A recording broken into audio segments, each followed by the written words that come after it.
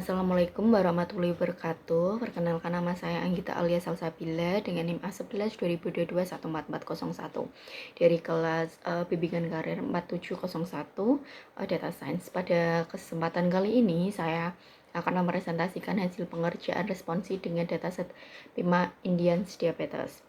Yang pertama itu ada Exploratory Data Analysis atau EDA. Di sini ada import library, jadi ini library yang akan dipakai nanti.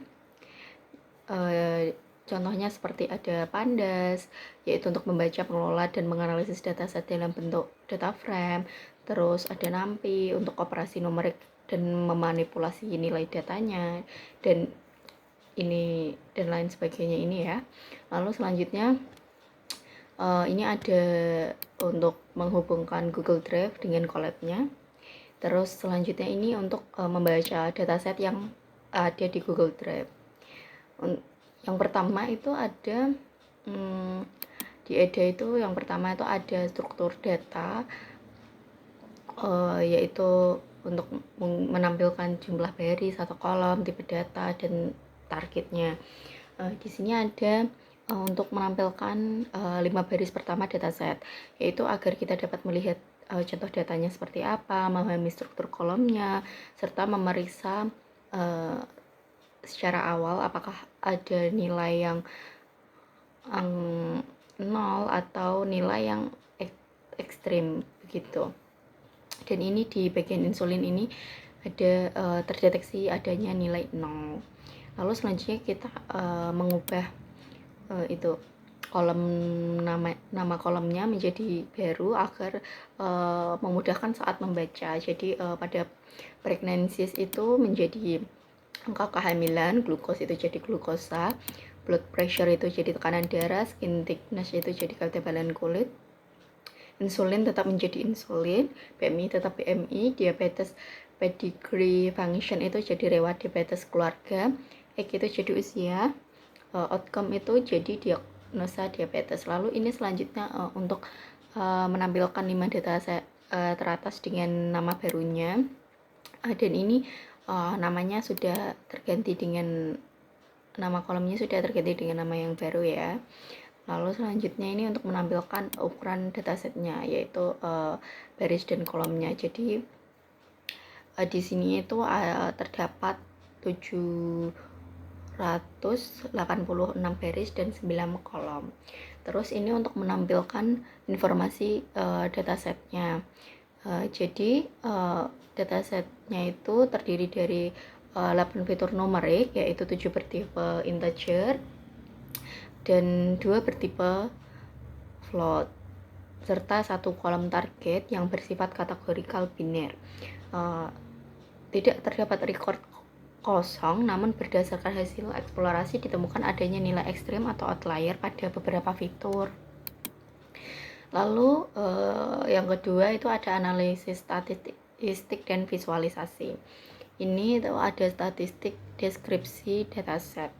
Jadi semua fitur itu bertipe data continuous atau numerik kecuali label target, yaitu kategorikal.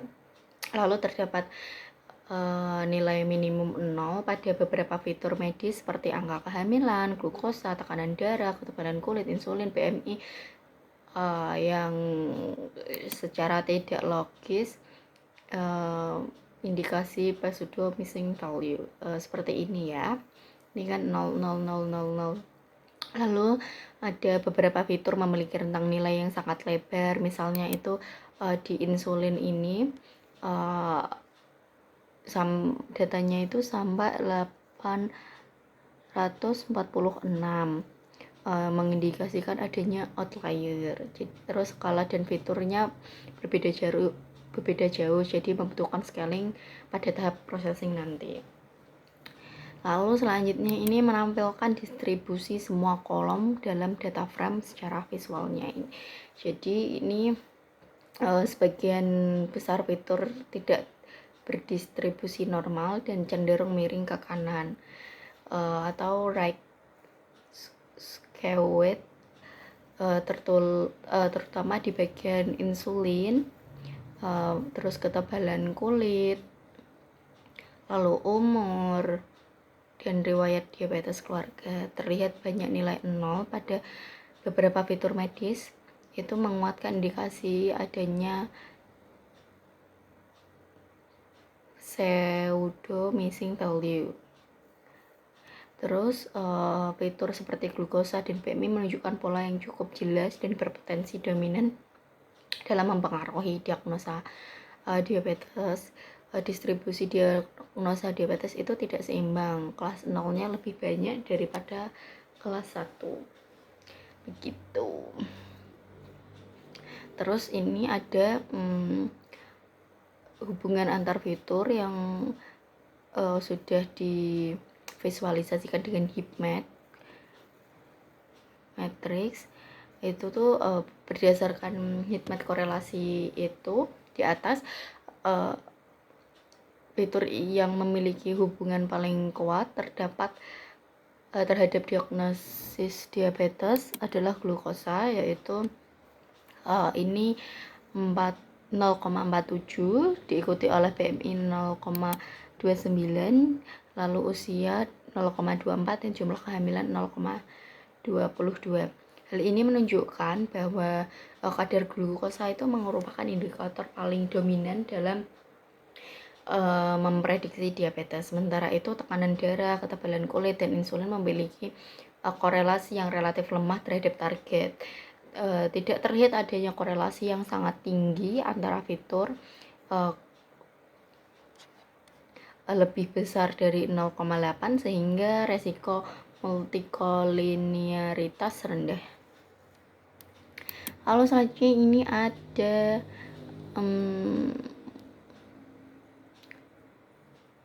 analisis per outlier per fiturnya ya. Berdasarkan visualisasi Blogspot ini, hampir seluruh fitur medis itu memiliki outlier dengan jumlah paling signifikan pada fitur insulin, BMI, dan usia. Hal ini menunjukkan adanya nilai ekstrem yang berpotensi mempengaruhi kinerja model, sehingga diperlukan proses penanganan outlier sebelum tahap pemodelan. Terus ini untuk mengecek apakah adanya terdapat missing value eksplisit seperti none pada dataset, dan ternyata tidak ada. Jadi meskipun tidak ditemukan missing value secara eksplisit, tetapi masih terdapat nilai 0 pada fitur medis seperti glukosa di kolom glukosa, tekanan darah, ketebalan kulit, insulin, dan BMI secara logis itu tidak mungkin bernilai 0. Jadi sehingga dianggap sebagai pseudo missing value dan perlu dilakukan imputasi seperti itu. Dan ini saat dicek untuk mendeteksi adanya pseudo missing value, ternyata ini ada di angka kehamilan ini ada 111, glukosa 5, tekanan darah 35, ketebalan kulit 227, dan insulin 374, BMI 11, riwayat diabetes keluarga 0, usia 0, diagnosa diabetes 500. Terus ini untuk mengecek nilai unik per kolom. Jadi ini di angka kehamilan ada 17, glukosa 136, tekanan darah 47, ketebalan kulit 51, insulin ada 186, BMI ada 248, riwayat diabetes keluarga ada 517, usia itu ada 52, diagnosa diabetes ada 2. Terus ini untuk menampilkan jumlah dan daftar nilai unik per kolom. Ini pada kolom angka kehamilan jumlah uniknya ada 17, dan ini daftar nilainya seperti itu, dan seterusnya ini. Jadi menurut analisis nilai unik menunjukkan bahwa target bersifat biner, sebagian besar fitur bersifat numerik kontinu, terdapat nilai 0 yang tidak logis pada beberapa fitur medis, serta variasi nilai yang lebar yang mengindikasikan potensinya outlier. Terus ini ada mengecek data duplikat, dan ternyata tidak ada data yang terduplikat. tidak terdeteksi sama sekali. Terus habis itu ini untuk distribusi target, yaitu untuk penting buat imbalance. Di sini itu tidak ditemukan adanya data tubiklat, tapi terdapat 500 data non diabetes atau 0 dan 268 data diabetes yaitu 1, sehingga dataset tidak seimbang atau imbalance karena jumlah kelas 0 lebih banyak dibandingkan kelas 1. Lalu selanjutnya insight dari EDA. Jadi dataset diabetes bersifat imbalance dengan jumlah kelas non diabetes 500 data lebih banyak dibandingkan diabetes 268 data. Berdasarkan analisis korelasi, glukosa merupakan fitur paling dominan diikuti oleh BMI, usia dan angka kehamilan, sementara tidak ditemukan korelasi sangat tinggi antara fitur lebih besar dari 0,8 sehingga resiko multikolineritasnya rendah. Dataset memiliki banyak pseudo missing value atau nilai 0 yang tidak logis pada beberapa fitur medis, serta outlier dan perbedaan skala antar fitur yang signifikan. Karakteristik ini menunjukkan perlunya tahap imputasi scaling dan pemilihan model klasifikasi robust seperti logistic regression, SVM, dan random forest dengan evaluasi menggunakan matriks lain akurasi seperti itu. Selanjutnya ini ada preprocessing data, yaitu yang pertama ada penanganan missing value. Jadi ini daftar kolom yang akan memiliki nilai 0 yang tidak logis, yaitu ada glukosa, tekanan darah, dan lain sebagainya ini. Lalu mengganti nilai 0-nya itu menjadi none agar dapat diimputasi dengan benar, agar nanti bisa diproses untuk penanganan outliernya begitu. Dan ini setelah jumlah 0 setelah diimputasi, yaitu dirubah ke none tadi, sudah 0, dan ini sudah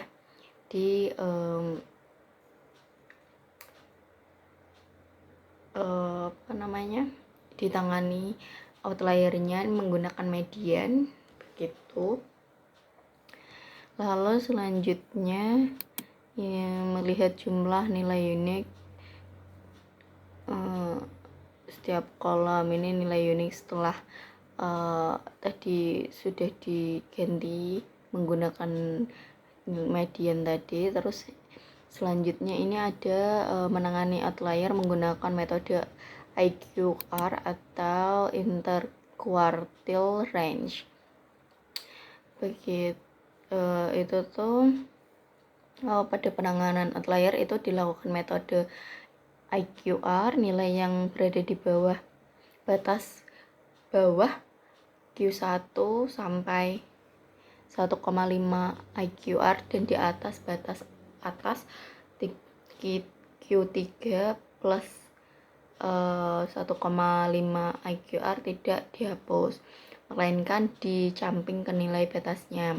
Hasil statistik deskriptif menunjukkan bahwa rentang data menjadi lebih sempit, khususnya pada variabel insulin, BMI, dan usia yang sebelumnya memiliki nilai ekstrim. Hal ini bertujuan untuk mengurangi pengaruh outlier terhadap proses pelatihan model klasifikasi nantinya.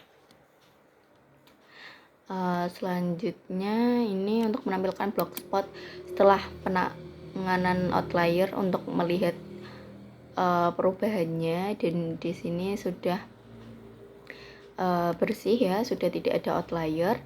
Lalu selanjutnya ini mengecek apakah masih ada missing value atau tidak, dan ini sudah tidak ada. Lalu selanjutnya ini menampilkan distribusi semua kolom numerik menggunakan secara visual menggunakan blogspot atau apa ini, grafik ya. Itu setelah tahap pembersihan data, di sini itu ada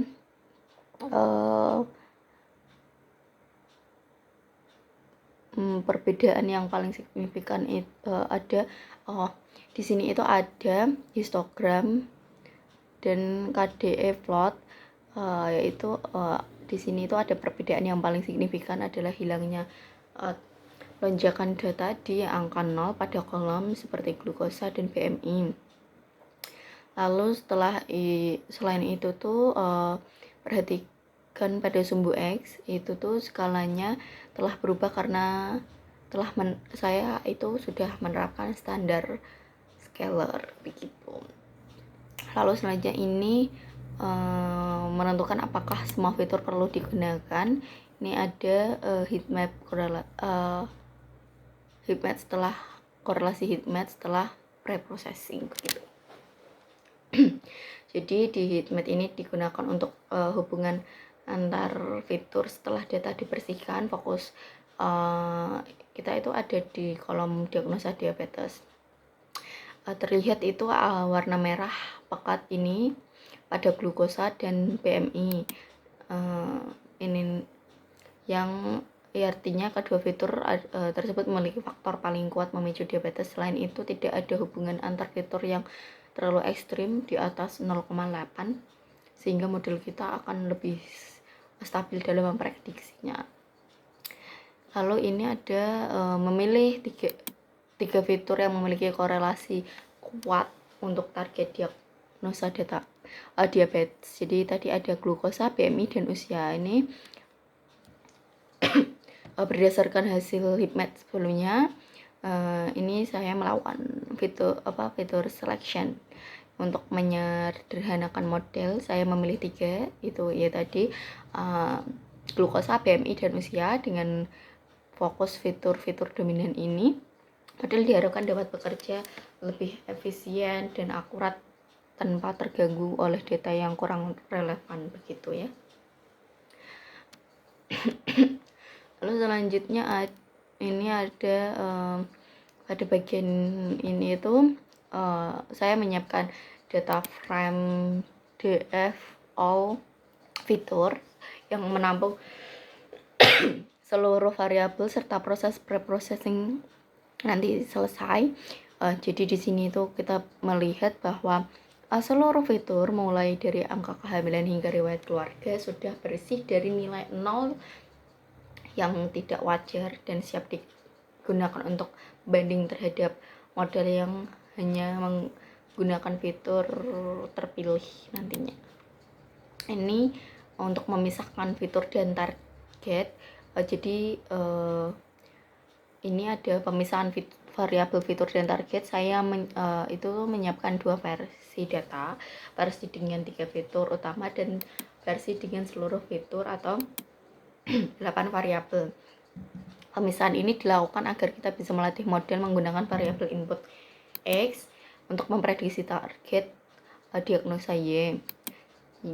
Lalu dengan membagi menjadi 2 skenario ini, intinya kita bisa membandingkan apakah menggunakan 3 fitur saja sudah cukup akurat ataukah harus menggunakan seluruh fitur yang ada begitu. Lalu selanjutnya ada splitting data. Untuk 3 fitur yang terpilih, dan ini untuk seluruh fiturnya ya. Jadi ini tuh pembagiannya itu datasetnya itu dataset pelatihan dan pengujian itu dibagi menjadi proporsi 80/20.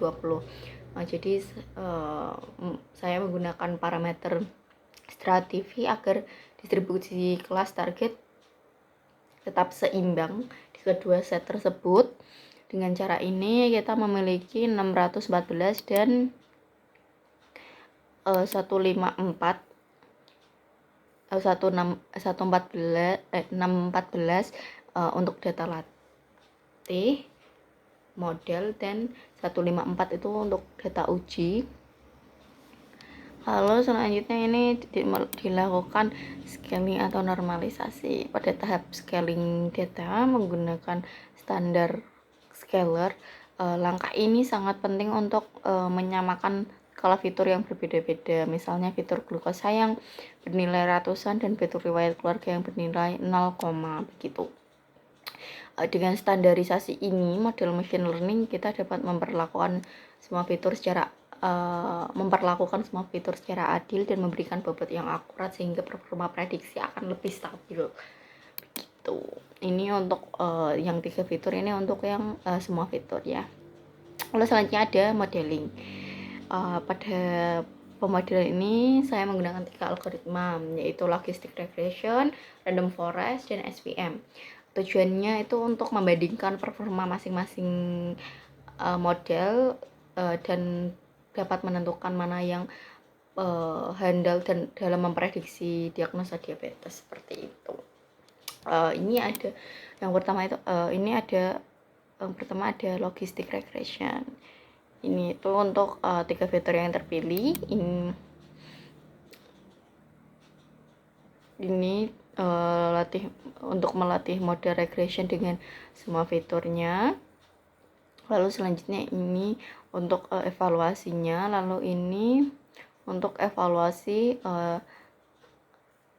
yang ini untuk evaluasi 3 fitur dan ini untuk evaluasi semua fitur begitu. Dan ini hasilnya itu setelah saya melakukan evaluasi mendalam menggunakan confusion matrix dan classification report untuk mengukur kualitas prediksi. Pada visualisasi confusion matrix ini kita dapat melihat detail performa model di mana pada pojok kiri atas ini atau true negatif, model berhasil menebak dengan benar sekitar 81 hingga 82 responden yang memang tidak dianggap diabetes. Sementara itu pada pojok kanan di bawah atau true positif, model konsisten mengenali 28 hingga 30 responden yang positif diabetes. Sedangkan angka lainnya pada area diagonal seberangnya menunjukkan adanya error atau kesalahan tebak oleh model. Hasil evaluasi ini memberikan temuan yang cukup menarik di mana model dengan 3 fitur terpilih itu akurasinya 72, sedangkan untuk semua modelnya itu hanya 71 akurasinya. Terus berarti ini membuktikan bahwa penyederhanaan fitur itu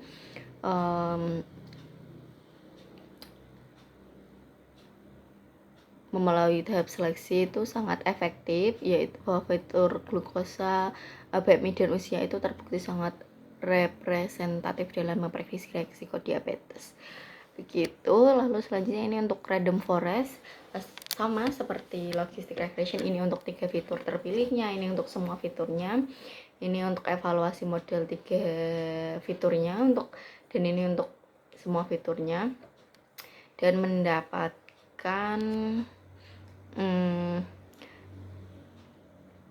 ini pada true negatifnya itu hasilnya itu 85 hingga 86 tebakan benar dan 29 hingga 32 kasus positif diabetes atau true positifnya gitu.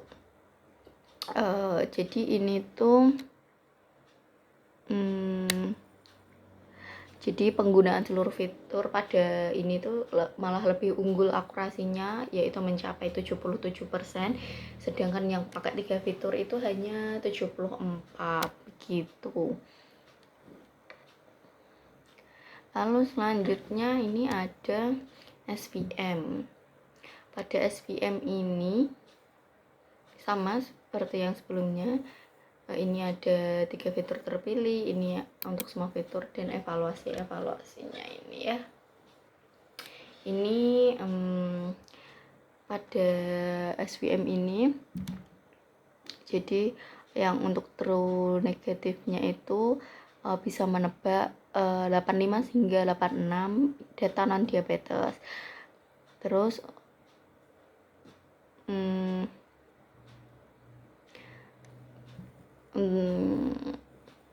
akurasi itu meningkat dari 73% pada 3 fitur terpilih menjadi 75% saat menggunakan seluruh fitur begitu. Lalu selanjutnya ini untuk perbandingan antara 3 model tadi. Jadi pada tahap untuk mengevaluasi seluruh pengujian berdasarkan data, jadi model random forest dengan semua fitur itu akurasinya 76,6, hampir 77%, dan skor F1 nya itu sebesar 0,64. Hasil ini menunjukkan bahwa algoritma berbasis ensemble seperti random forest jauh lebih efektif dalam menangkap informasi kompleks dari seluruh variabel medis dibandingkan linear seperti logistic regression gitu. Pada model logistic regression itu penyederhanaan 3 fitur itu malah justru memberikan hasil yang sedikit lebih baik, sementara pada model kompleks seperti random forest SVM itu penambahan fitur secara lengkap konsisten meningkatkan kualitas prediksinya seperti itu ya. Terus ini untuk perbandingan akurasi model 3 fitur dan semua pakai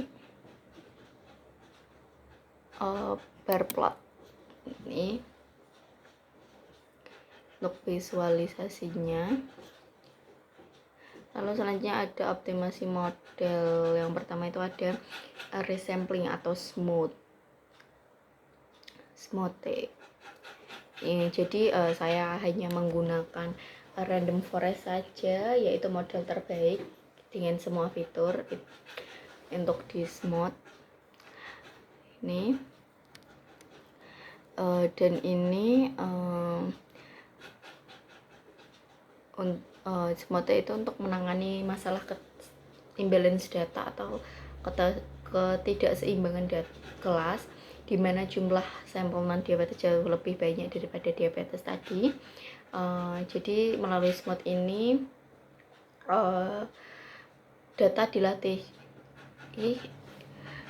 data latih disintesis sehingga kedua kelas memiliki jumlah yang setara, yaitu 400 sampel. Setelah melatih ulang model random forest dengan data yang sudah diseimbangkan ini, hasil menunjukkan hasil yang positif pada nilai recall, dan untuk kelas diabetes yang meningkat menjadi 69%, meskipun akurasi keseluruhan sedikit terkoreksi menjadi 76. Model ini jauh lebih sensitif dan andal dalam mendeteksi pasien yang benar-benar mengidap diabetes begitu. Lalu ini ada hyperparameter tuning. Ini untuk mendefinisikan parameter gridnya. Terus ini untuk inisialisasi model random forestnya. Ini untuk inisialisasi grid search CV. Lalu melakukan pencarian grid data yang sudah di resample ini. Lalu ini untuk hasilnya itu dengan menguji 54 kombinasi parameter melalui 5-fold cross validation, ditemukan bahwa penggunaan 200 pohon and estimators dan jumlah sampel minimum pada daun sebanyak 2 atau min sample slit memberikan hasil yang paling optimal, meskipun akurasi keseluruhan pada berada di angka 74. Model hasil ini itu performanya signifikan pada matriks recall-nya itu mencapai 70. Selanjutnya ini ada menyiapkan data untuk visualisasinya. Ini untuk perbandingan performa model random forest-nya ini sebelum optimasi itu ada yaitu 77 Dan ini setelah optimasi atau setelah melakukan tuning dan smoothing itu menjadi 74 gitu. Dari grafik batang ini perbandingan performa smooth itu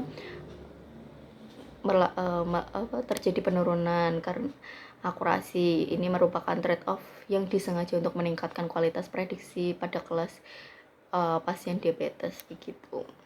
Untuk kesimpulan akhirnya, berdasarkan hasil eksperimen yang telah dilakukan, berikut analisis kesimpulannya gitu. Yang pertama itu apakah optimasi meningkatkan performa model? Ya, secara umum optimasi meningkatkan performa model secara signifikan pada matriks yang relevan dengan tujuan medis atau recall, meskipun terdapat trade-off pada nilai akurasi keseluruhannya. Itu ada peningkatan sensitivitas recall. Optimasi melalui smooth dan tuning berhasil meningkatkan kemampuan model dalam mendeteksi kelas positif diabetes. Hal ini dibuktikan dengan kenaikan recall-nya begitu, yaitu dari 59% menjadi 70%. Terus dampak pada akurasinya itu terjadi penurunan dari 77% jadi 74%. Berarti hal ini menunjukkan bahwa optimasi memaksa model untuk tidak hanya fokus pada kelas mayoritas, melainkan memberikan bobot lebih pada kelas minoritas agar hasil prediksi lebih seimbang gitu. Ini untuk stabilitas model terbaik, Random Forest tetap menjadi model performa paling komparatif setelah tadi dibandingkan ya. Lalu selanjutnya ini implikasi terhadap kualitas dan generalisasi model. Proses optimasi menggunakan smooth dan hyperparameter tuning itu membawa implikasi penting terhadap kualitas dan kemampuan adaptasi model terhadap data barunya. Jadi proses optimasi itu masing-masing distribusi data itu jadi diseimbangkan menjadi 400 per sampel per kelasnya. Implikasinya kualitas prediksi meningkat secara substansial karena risiko kegagalan deteksi pasien diabetes false negatif berkurang drastis berkat peningkatan recall tersebut. Selain itu, penggunaan hyperparameter tuning melalui grid search CV dengan 5-fold cross validation memaksa model untuk menemukan parameter terbaik gitu.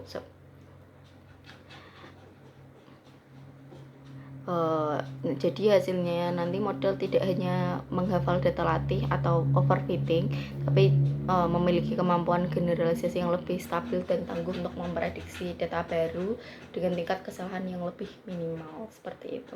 Sekian presentasi dari saya, kurang lebihnya mohon maaf. Wassalamualaikum warahmatullahi wabarakatuh.